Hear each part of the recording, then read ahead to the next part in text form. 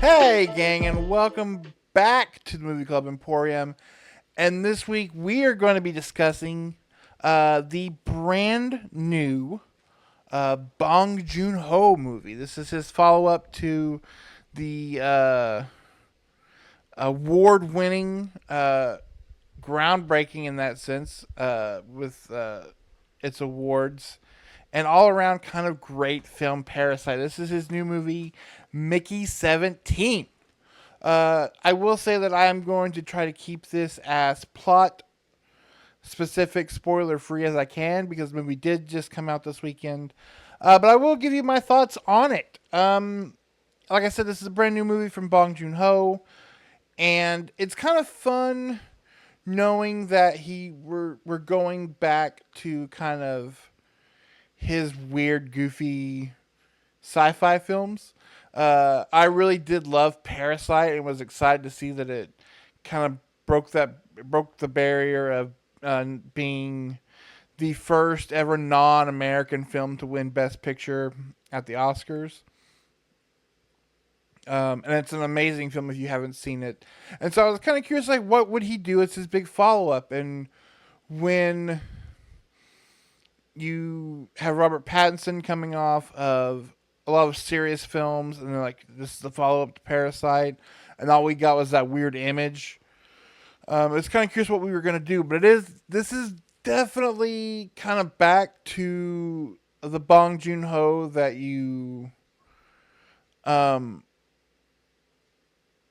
know if you've seen his other work, especially stuff like um, I know a lot of people were comparing it to something like Snowpiercer, and in a lot of ways, especially when it gets to like the really biting commentary and social satire that this movie has, which it does. Man, it really goes for it, and not in an overtly like almost parody way.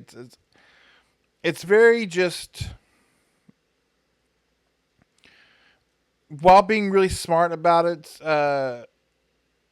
satirical influence and who we're really kind of uh, showing the mirror, holding the mirror up to.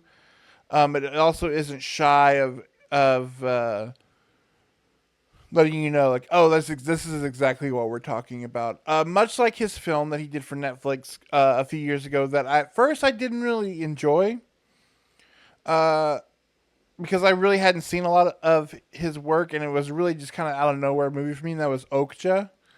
On a rewatch, I did appreciate it a lot more, but I feel like this kind of going to be the situation with this film because if you go to this movie thinking it's going to be something like Parasite or kind of while a lot of satire and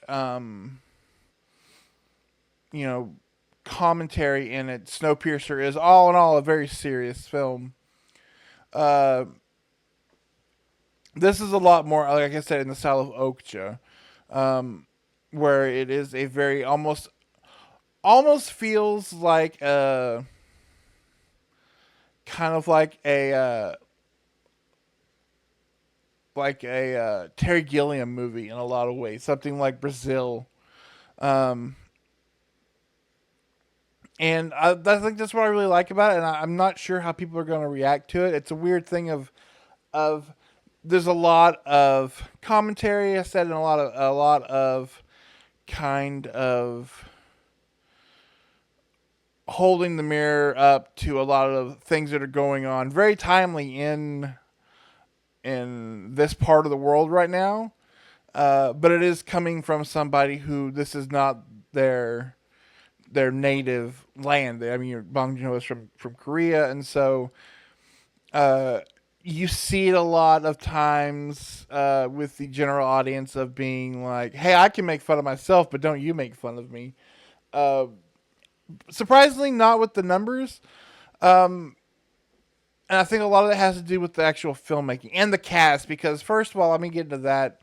Robert Pattinson as Mickey is phenomenal in this movie, and it's yet another Another film that is, if you are still somebody in 2025 who is still not on the RPAT train because you're like those Twilight movies were terrible, um, you you're missing out, man, because he and Kristen Stewart both. I know she has a movie coming out later this year, and then last year with Love Lies Bleeding. Um, they're both phenomenal actors, and he may be one of the best working actors today. Like his, especially when he gets to be weird. You know, something like uh, whether it be High Life or The Lighthouse. I like a good weird Robert Pattinson role, and he really does this role really great because he has to play. You know, he is multiples in this movie, so he's playing multiple versions of this character. Um, and it really is kind of like that to me is the core of the movie is kind of talking about um, we had a few years ago we had a couple of really um, fairly I enjoyed one more than the other. Uh, these real like eat the rich type of movies like with the menu and Triangle of Sadness, and this is more of just like man being the low man on the totem pole sucks. And I know it's a feeling that a lot of people feel nowadays, and so it is really kind of fun that we're taking. He plays that very well. He plays kind of like this guy who's just like this is his job. His job is to die, and like it's just like well it's the way it is. Um, he is great, and then Steven Yeun from Mayhem and The Walking Dead is great in this movie. My one of my only few complaints for this movie is the fact that we don't get nearly enough Steven Yeun, um, because he plays like this sleazy kind of best friend, but also kind of like major dickhead, kind of like a character you would expect as like the best friend in like an '80s movie.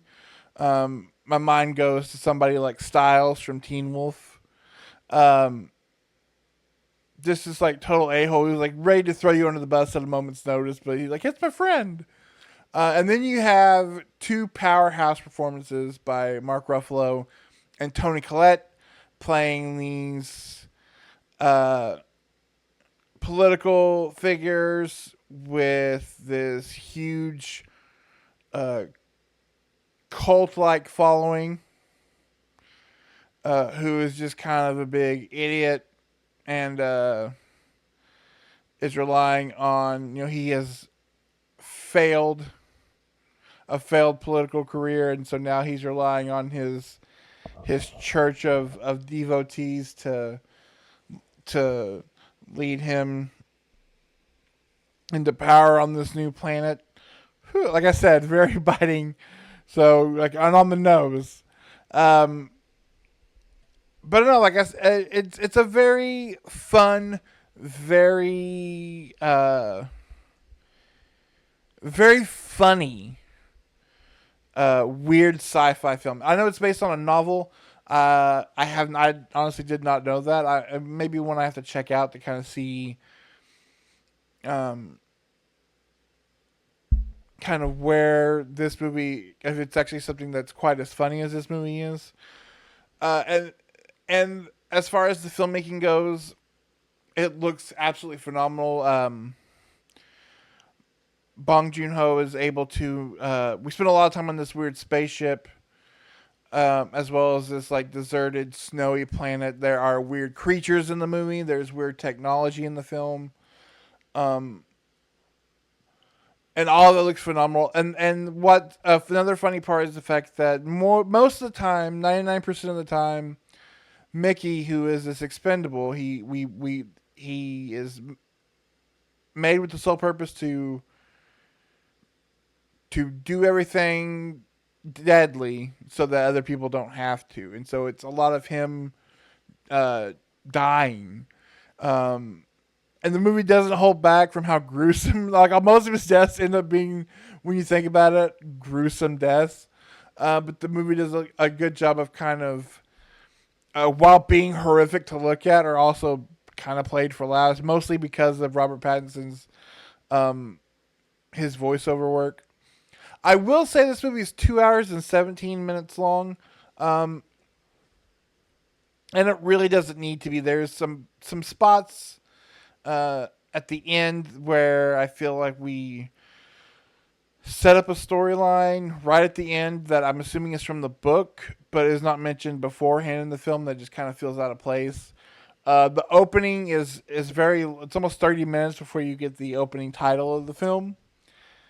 Uh, we really set up the Mickey character, and we see a lot of his deaths, which is funny, but also feels like it could be tedious.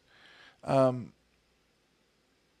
but otherwise, it's a really fun film. I am curious how this is going to do here, because I think, uh, I don't know if it's going to be something that has a lot of legs outside of, come award season, or going to be, maybe a contender during some, like I said, award season, or if it pops up in like the Criterion Collection, because it's kind of what happened with Okja. Okja at least was like a Netflix movie that got some praise, and then eventually found its audience on physical media. I'm assuming that's kind of what's going to happen. This I don't see this being like a big box office sensation. Um, just looking at the slate, I feel like and I think this was kind of delayed by Warner Brothers,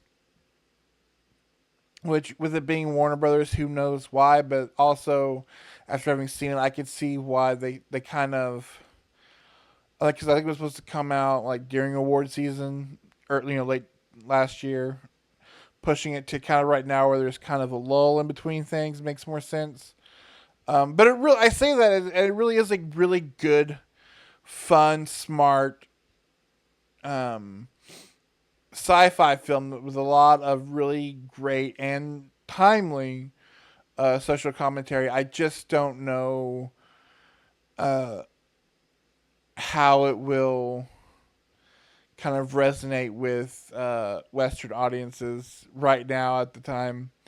Uh, but I overall I did enjoy it. Amber and I watched it, and she really enjoyed it too, which is something that kind of surprised me. I didn't think this would kind of be up her alley, and I feel like I feel like she didn't necessarily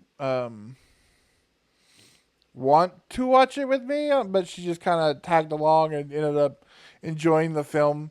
And again, like I said, I really did enjoy it. I think it's a little too long, um, but I really did enjoy it. But I'm a sucker for these kind of like, again, holding the mirror up uh, very bluntly, but also smartly, which is why movies like I enjoyed Men, because that's a horror film, obviously, but it also is a very much like, this is what I'm talking about. You get it? Maybe you should pay attention. This or something like Mother. I feel like it'll kind of fall into that category. It's like the weird comedy version of something like Mother or Men. And so they all start with M's, so that's something, right? Uh, but that's all I've got for Mickey 17. Like I said, I really did enjoy it. If you get a chance, check it out. I will be curious to know what you guys think about it. And then next week, we are going to party like it's 1999. So get out your best pair of Jinkos. I know they're still in the back of your closet. Dust off those black pumas, because we're going to be finally checking out the kind of released under the radar horror comedy Y2K. This is a new film from Kyle Mooney, who from Saturday Night Live, and also brought us the really weird, bizarre Brixby Bear movie that also went criminally underseen. So we're gonna watch this his newest film Y2K. So join us for that. And then make sure you are subscribed because we do these reviews every Sunday. Every week a new review goes up. And then if you joined us here, then make sure you join us over at our Twitch channel, twitch.tv/ Movie Club Emporium. Our best and worst of 2024 went up. Both we did it live and it went up here on VOD last week.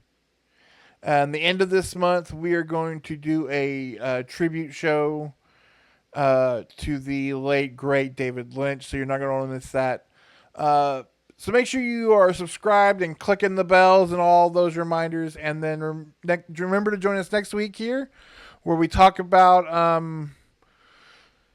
the great year of 1999. Man,